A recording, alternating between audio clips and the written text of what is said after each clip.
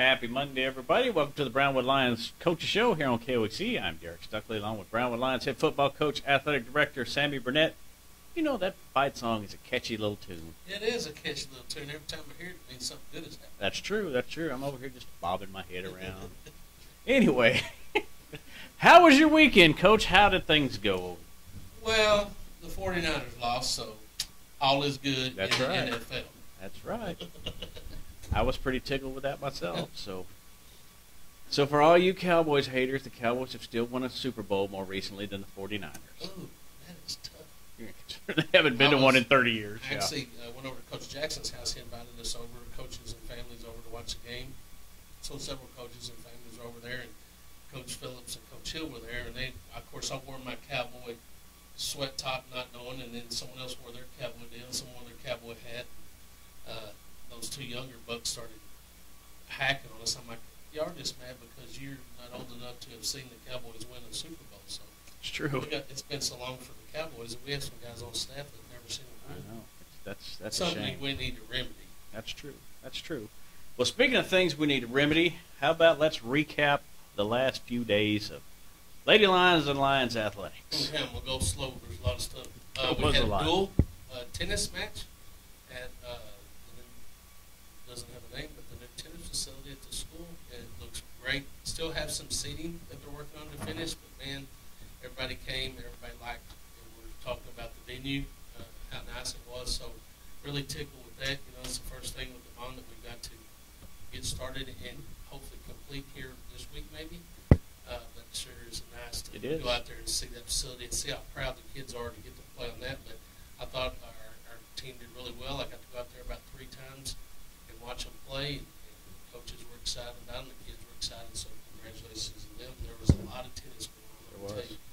So that's a big deal. And on the same line with the bonds, again, the next thing that you'll see happen is March the 1st, we're supposed to kick off renovations of the Snodgrass building, turning that into baseball and softball facilities, expansion of the weight room, so that we can get all of our kids at any time we need to in there.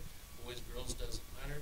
And then, of course, they'll start on the indoor, and that's March 1st. And then as soon as baseball and softball seasons end, they'll start working on parking lot and baseball and softball fields. And, of course, in April, I think it is, we'll redo the surface at Brownwood Stadium, redo the lighting there.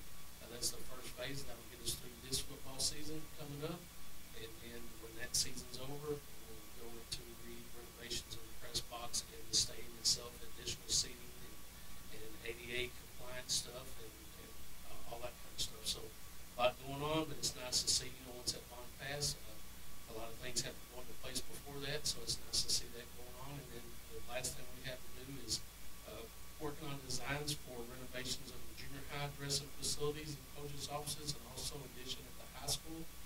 Once we get those drawings where we want them and what we like, we'll start looking at who we want to contract to get that job done, and hopefully that thing will kick off pretty soon. But the goal is, I think by 2025 school year, everything being complete, and at that point we'll have one of the most top-notch facilities in the state of Texas, which is really neat. Oh yeah, without a doubt. If anything looks anywhere close to the tennis courts, it's going to be about as good as it gets. Nice, yeah, I'm still confused though because now the gate is way down there in the middle, and I'm used to going there. I haven't still got used to where to go in yet, but other than that, everything's but great. It's sure nice. So, well, let's get back to last week's action. Yes. But I just want to throw the bond stuff. Week's baseball scrimmage, Evelyn Cooper. You don't really keep score, but they were really pleased with the way they pitched, the way they played. Last year, I think they sort of took it on the chin to Cooper, but this year they felt really good about that scrimmage. So, congratulations to them. I got to see them scrimmage against Lampasas. I think they're going to be dominant on the mound. I got, of course, you got Logan Posey behind the plate. Your battery is always the most important thing to me. Logan's great behind the plate. We got great pitching. There's a lot of depth there. A lot of experience in the field as well. So I'm excited to see, what happens going further with the baseball team. Softball scrimmage Lampasas. I got to be out there on Friday and help Coach Lucia, coach first base. Man, and I had a ball. I had a great time working with those kids. I had fun. They allowed me to coach them. And, it was a great scrimmage. Thought we did well pitching-wise, pitching, catching. Got some people playing new positions. So it's going to take a little bit of time for them to get adjusted to the level of play. But, there's a lot of chatter, a lot of team chemistry going on out there. Lampasas is a good softball team. They hit the ball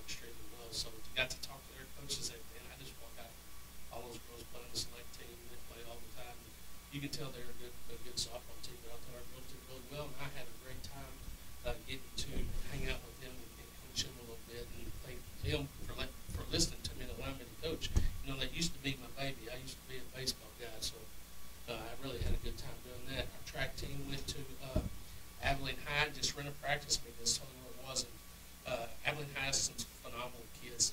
Really strong sophomore class. Their quarterback and running back and one of the receivers that took them so far this year in football, really burners. So they had a good time going over there. Coach Jackson was really excited about our kids. We didn't have everybody there because we had some soccer going and some of that stuff. But I think we're going to have a real good chance of being really well on the boys' side track-wise. I think we're going to have a chance to get some kids out, maybe out of region, maybe have a chance to go to state if the projection that we think is going to happen progresses. Coach Lipsy on the girls' side has done a phenomenal job with them. They're working hard. It's nice to see the organization and what she has and her vision and her plan. But the boys felt really well about going over to Abilene and that mean. Basketball dropped their game against Glen Rose, so we got one more game tomorrow night at home, which I'll go over the schedule in a minute. Girls soccer dropped their game to Steveville 2-1, which I wasn't at the game. I was doing softball. Just went over there, and Coach Harris was over there watching them. So I don't know the logistics of it, but it was a hard-fought game. Felt like we had a chance to win. You know, we have our goalies out right now, so with gallbladder issues, so they're still limping.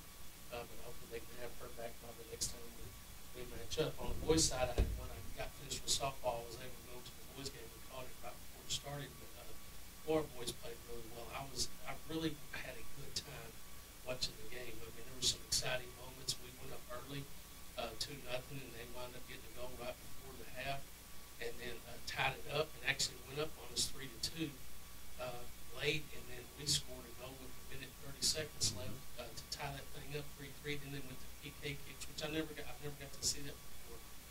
But after the first 5 PK kicks, it was tied, and we had to battle through that. We were down.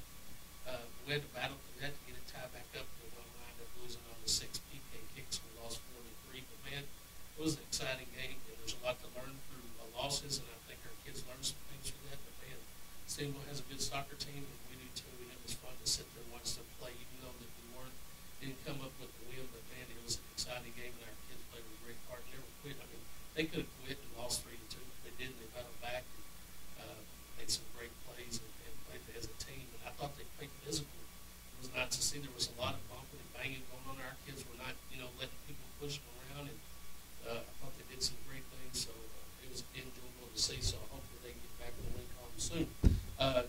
Leaving right after this, go to Moody Coliseum, 7 o'clock. The girls tip off against Lubbock Estacado in the bi-district round of girls basketball. So I wish Coach Sports and the Lady Lions the best of luck with that.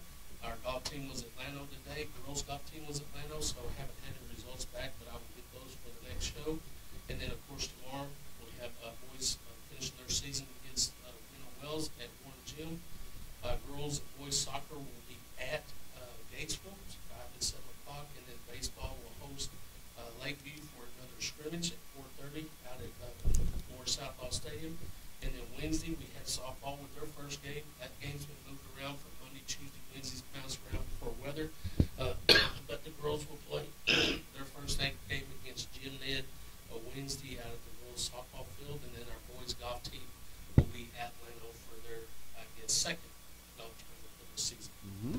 That's what we have. I can go through the rest if you want me to. Well, it's your show. Let's do it. All right. Thursday. This is just spring, man. We're in full swing. Thursday we got powerlifting at Snedgeville Lakeview. Boys have a chance to go back to back to back and win 3 meets. I'm really pleased. We have about 30 kids in powerlifting right now, and that's Coach Denard, Coach Wilson, and Coach Lovelady doing a great job. We have like 30 kids, boys and girls, lifting, and that's a big deal for me. I think, with strength and speed comes more athleticism, so I'm glad to see that we have kids going to the powerlifting and doing that. So, excuse me, wish them the best of luck at Lakeview.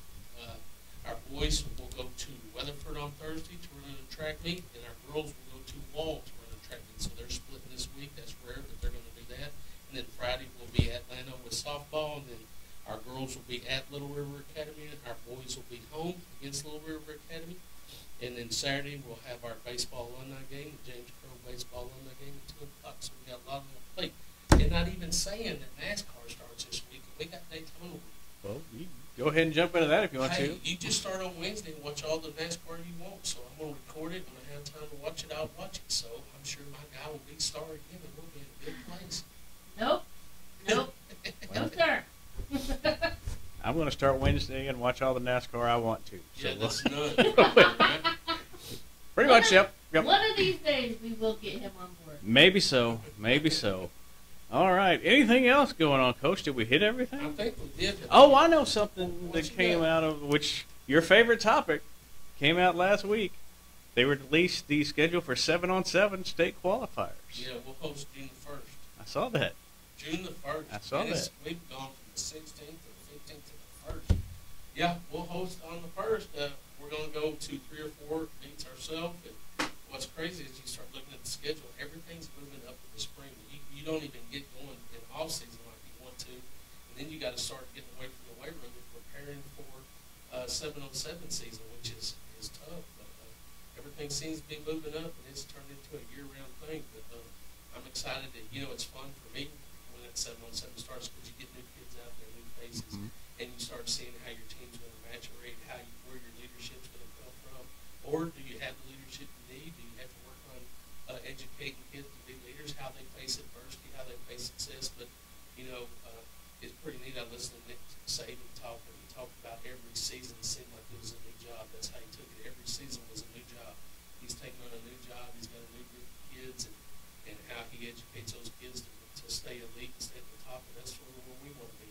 Continue to grow and grind. Hopefully, make another step this next year and get those kids out there on the grass and start watching them develop and see who's grown. And it's crazy, you never know when that light switch is going to come on and it goes from one level to the next. And I could name probably 5 or 6 kids right now that we're excited about seeing where they're going to be. But I'll save that for later. But there's going to be some bright spots. Some guys are going to have a chance to play on Friday night for the first time. They're going to be well equipped and ready to go. So that season will start pretty quick. I mean, we're in February already, so That's right. we don't start getting some work in the middle of March. We'll be ready for April when all that gets out. Yeah. Well, last year, 7-on-7, the sophomore receivers, you could just kind of see them getting more confidence and getting better as that went on last year. I'm not a fan of 7-on-7.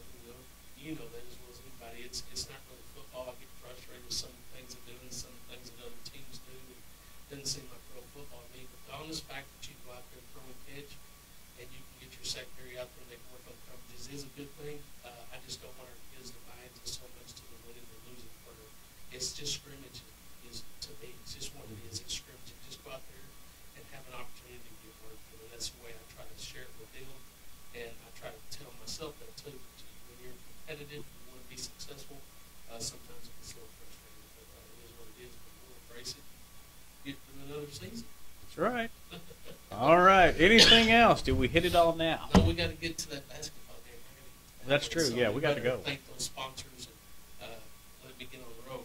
Autoglass Magic, Burner Auto Group, Syntex Body and Paint, Syntex Equipment Sales, Citizens National Bank, Handheld Containers, Dr. Bob Young, excuse me, Dr. Pepper Bottling Company, Edward Jones Investments, Hendrick Medical, Howie Enterprises, Humphrey Eats, Hartman Funeral Home, Landmark Admin, MC Bank, Parent Johnson Associates, Smith and Sharp Agency, Sonic Drive, and Stanley Chrysler, Texas Bank, Weldon Wilson Electric, Western Bank, and Boys Teams.